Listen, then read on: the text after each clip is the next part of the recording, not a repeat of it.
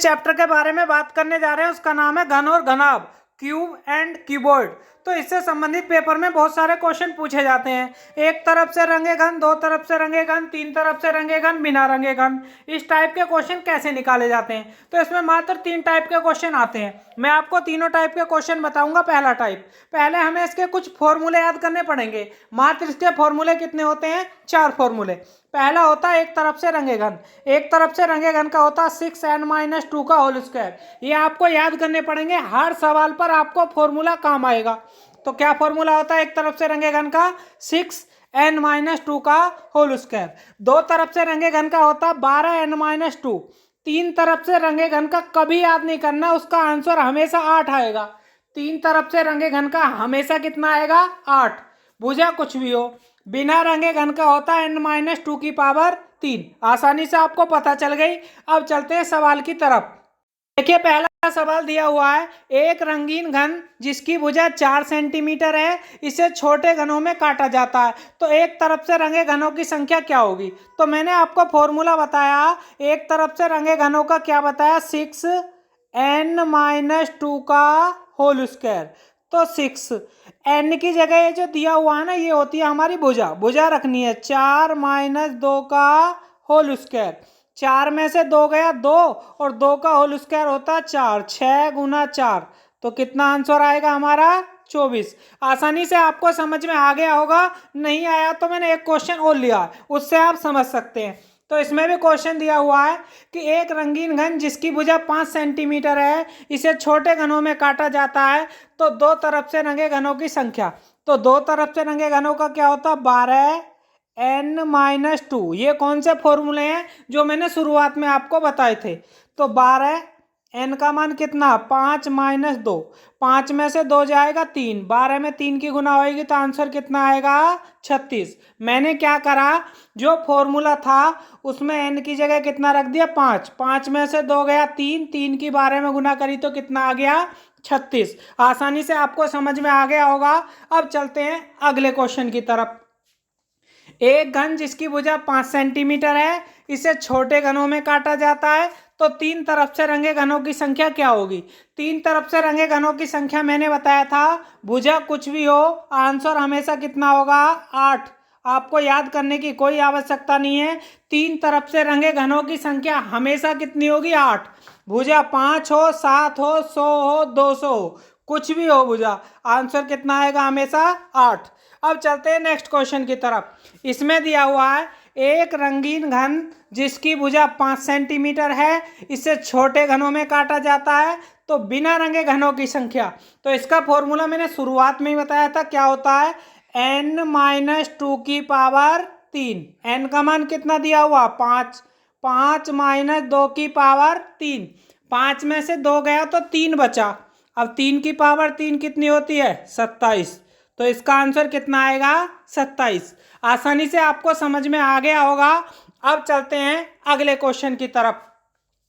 अब यह आता है हमारा सेकंड टाइप। सेकंड टाइप में क्या होता है? इसमें कुल घनों की संख्या देता है, तो इसमें पूछता है भैया घन की भुजा क्या होगी? एक तरफ से रंगे घन कितने होंगे, दो तरफ से कितने होंगे, बिना रंगे कितने होंगे। तो सभी के बारे में बात करते हैं।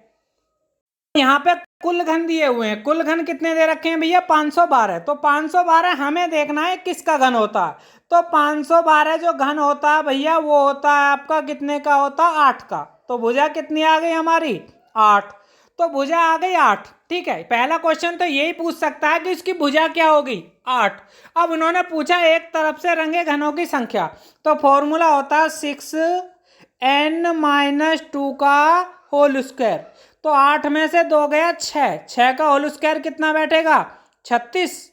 भाई 8 में से 2 गया 6। 6 का वर्ग 36, और 6 बाहर है। 36 गुना 6 बराबर 216। आसानी से आपको समझ में आ गया होगा। नहीं आया तो एक बार रिपीट कर देते हैं। तो 512 किसका घन होता है? 8 का। कितने का होता है? 8 का। अब इन्होंने कहा एक तरफ से रंगे घन बताने हैं, 6n-2 का होल स्क्वायर। 8 में से 2 गया 6। 6 का होल स्क्वायर और बाहर 6 भी है, तो 6 गुना 6 का स्क्वायर होता है 36, और 36 छिक्का 216। आंसर आ गया। अब चलते हैं अगले क्वेश्चन की तरफ। माना क्वेश्चन ऐसा आ जाए तो कैसे होगा, बस उन्हीं फॉर्मूले से होगा। बस इसमें क्या करना है, इस बार नई बात क्या कर दी है, टोटल घन दे रखे हैं। तो टोटल घन जो होता है n की पावर 3 बराबर 343 कितने का होता है भैया, ये होता है 7 का। तो n का मान आ गया 7। अब इन्होंने पूछा दो तरफ से रंगे घन, तो दो तरफ से रंगे घन का होता 12n-2, तो 12 तो है ही। अब 7 में से 2 गया 5, 12 पंजे 60, दो तरफ से रंगे घन कितने हो गए 60। आसानी से आपको समझ में आ गया होगा। अब चलते हैं नेक्स्ट क्वेश्चन की तरफ। अगला क्वेश्चन दिया हुआ भैया हमारा, एक बड़े घन को 125 छोटे घनों में काटा जाता है, तो इसमें से बिना रंगे घनों की संख्या कितनी होगी। तो बिना रंगे घनों की संख्या तो तब निकालेंगे तब पहले भुजा का मान पता हो।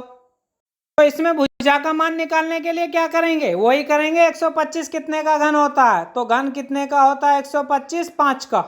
कितने का होता है भैया, 5 का घन होता है। तो n का मान तो 5 आ गया। बिना रंगे का होता है n-2 की पावर 3, 5 में से 2 गया 3, और 3 की पावर 3 कितनी होती है 27। आसानी से आपको समझ में आ गया होगा। बस सवालों का पैटर्न बदला है, फॉर्मूले वही काम कर रहे हैं। अब चलते हैं अगले क्वेश्चन की तरफ। एक बड़ा घन जिसकी भुजा 24 सेंटीमीटर है, इसे 3 सेंटीमीटर के छोटे घनों में काटा जाता है, तो घनों की भुजा क्या होगी। तो इसमें घन की भुजा पूछी है, तो मैंने बताया ऐसा जिसमें दो भुजा दे, बड़ी भुजा दे दे छोटी भुजा दे दे, तो घन की भुजा पूछेगा जो बनने वाला घन है। तो हमें क्या करना होता, फॉर्मूला होता बड़ी भुजा ऊपर, छोटी भुजा नीचे। ठीक है, बड़ी कितनी है 24, छोटी कितनी है 3, तो n का मान बैठेगा हमारा कितना 8। भुजा कितनी आ जाएगी बनने वाले घन की 8। बस इसका आंसर यही था। अब चलते हैं अगले क्वेश्चन की तरफ। एक बड़े घन की भुजा 15 सेंटीमीटर है, इसे छोटे 3 सेंटीमीटर के घनों में काटा जाता है, तो बिना रंगे घनों की संख्या क्या होगी। तो पहले तो n का मान निकालना पड़ेगा। n का मान मैंने बताया बड़ी भुजा ऊपर छोटी नीचे, जो भी कट के आएगा वो आएगा n का मान। तो n का मान भैया कितना आ गया 5। बिना रंगे घनों की संख्या, तो इसका फॉर्मूला होता है n-2 की पावर 3। तो 5 में से 2 गया 3, और 3 की पावर 3 कितनी होती है, अभी निकाला था, कितनी होती है 27। आसानी से आपको समझ में आ गया होगा। और वीडियो को यहीं पर समाप्त करते हैं, क्योंकि मैंने पूरे चैप्टर को विस्तार से क्लियर कर दिया। जिन लोगों ने सब्सक्राइब नहीं किया वो सब्सक्राइब कर लें।